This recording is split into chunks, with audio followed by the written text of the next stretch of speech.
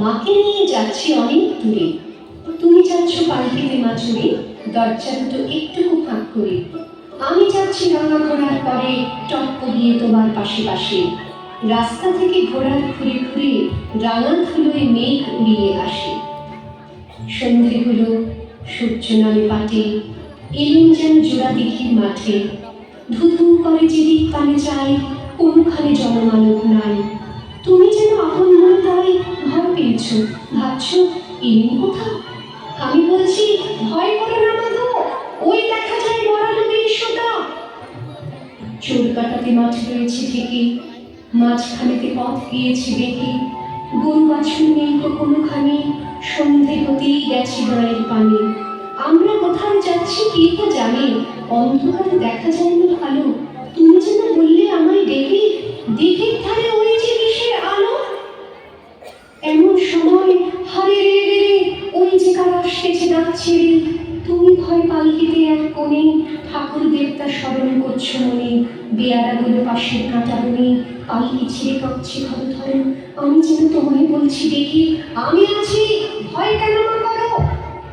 হাতে লাঠি, মাথায় ঝাঁকড়া চুল, কানে তাদের গোজা জবার ফুল।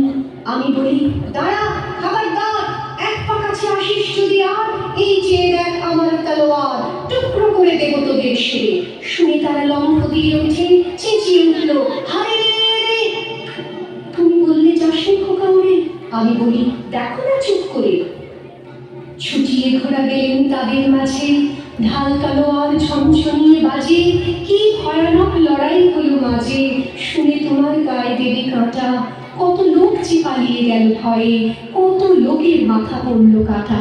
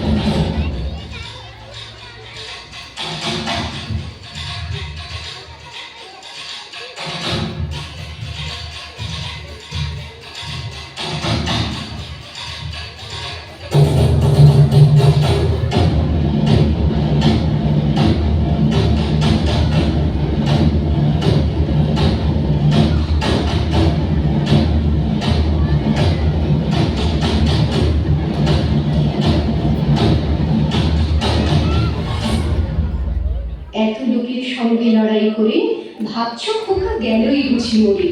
আমি তখন রক্ত মেখে ঘেমে বলছি এসে, লড়াই গেছে থেমে।